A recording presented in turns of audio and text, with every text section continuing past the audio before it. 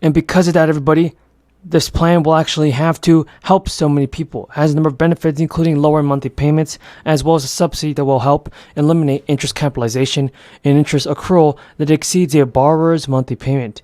The Education Department sent an official statement: borrowers will see the total payments per dollar borrowed fall by 40%, and borrowers at the lowest projected lifetime earnings will see payments per dollar fall by 83%. One of the key new features of the plan is expanded poverty exemption. Borrowers who actually earnings fall within that exemption would have calculated a monthly payment plan of $0 a month, or even $0 payments can count towards student loan forgiveness under this income-driven repayment plan. And according to the Education Department statement last month, it will cut monthly payments to $0 for millions of borrowers making $32,000 or less individually. The department added that more than 1 million additional low-income borrowers will qualify for a $0 payment after several weeks of beta testing. The application for the new SAVE plan is available, and borrowers can start enrolling this week. The Biden administration is launching a new outreach campaign. It will actually be coordinating with a number of nonprofit advocacy groups to encourage borrowers to enroll in the saving program. A big and important day is coming for up to millions of Americans. Joe Biden has announced the official launching of his new relief program. Billions of dollars in financial aid will be provided to those who qualify. Many are celebrating this new program as the United States continues to fight high inflation. Now, prices have experienced a substantial increase over the past few years. Wages have seen a significant surge and are now outpacing inflation in terms of growth. Nevertheless, the Fed has been cautious about the rise in wages due to concerns that it might cause a resurgence of inflation. Experts say that if wage growth stands at 4%, it indicates an inflation rate of 3%. That's above the Fed's target 2% rate. Equally divided. Senator from South Carolina. To the members of the body, if you think America needs a new gas tax, then your ship has come in.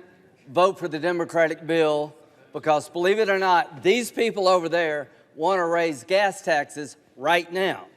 The last time they tried to help you was the American Rescue Act, and here's what the Vice President said. Help has arrived for the families that have struggled to put food on their table, for the small businesses that have struggled to keep their doors open. Help has arrived. She said that in March. Inflation was 2.6%. Help has arrived. It's 9.1%. Aaron says he realizes he made a big mistake. I deserved it. It was a bad choice. They tracked down Aaron with his buddy in the passenger seat. Pull over now! He came to a halt pretty quickly. Give me the belt. At which... Folks, this is an important day for the American people, and Joe Biden has made a big announcement. The Biden administration is now vowing to help consumers save money on healthcare costs, and experts expect that many households are about to save hundreds of dollars, even more. And according to Yahoo News, Joe Biden rolled out on a new set of initiatives to reduce healthcare costs, a crackdown on what he called junk insurance plans. The Biden administration unveiled new guidance to prevent surprise medical bills and an effort to reduce debt tied to credit cards as well. And now Biden is building on previous initiatives to limit healthcare costs. The Department of Health and Human Services released new estimates showing 18 million older adults and other Medicare beneficiaries will save an estimated $400 a year in prescription costs in 2025. It's because of the president placing a cap on out-of-pocket spending as part of last year's Inflation Reduction Act, and it does make sense for Joe Biden to send out more stimulus payments right now. Another thing, folks, is that gearing up for his 2024 re-election campaign, as inflation remains high, Joe Biden has a plan to solve all the problems in America. The new proposed rules aims to close loopholes that allow insurers to offer products that can discriminate based on pre-existing conditions and market to consumers coverage that provides little to no coverage.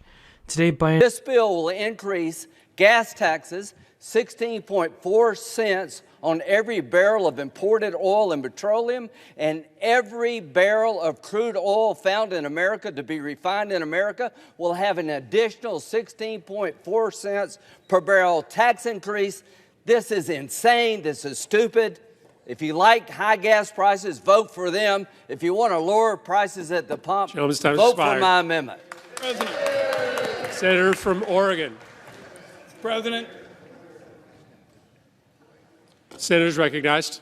Mr. President, this amendment would strike a 4/10 of a cent per gallon fee. Announced that new guidance on medical billing stemming from the 2020 No Surprises Act is going to go down. The guidance would limit the ability of insurers that contracted hospitals to claim provided care was not in network and if customers pay more money. Health plans also need to disclose facility fees that are increasingly charged to patients and can surface as an unexpected cost in a medical bill. The Consumer Financial Protection Bureau and Treasury Department are seeking information on third-party credit cards and loans that are specifically used to pay for health care. The higher costs and interest changes are discouraging people in need of treatment from seeking care.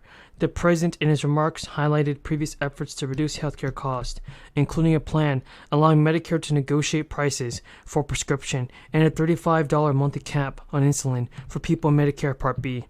Social Security is a major source of retirement income for many seniors in the U.S., but not all of them.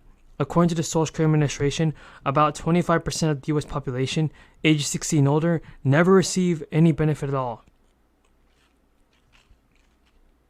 Even a large population of seniors who do qualify for Social Security cannot even rely on those payments alone to pay the bills. It's mainly because Social Security checks don't go far in today's economy. The average Social Security payment for retired workers is $1,800 a month.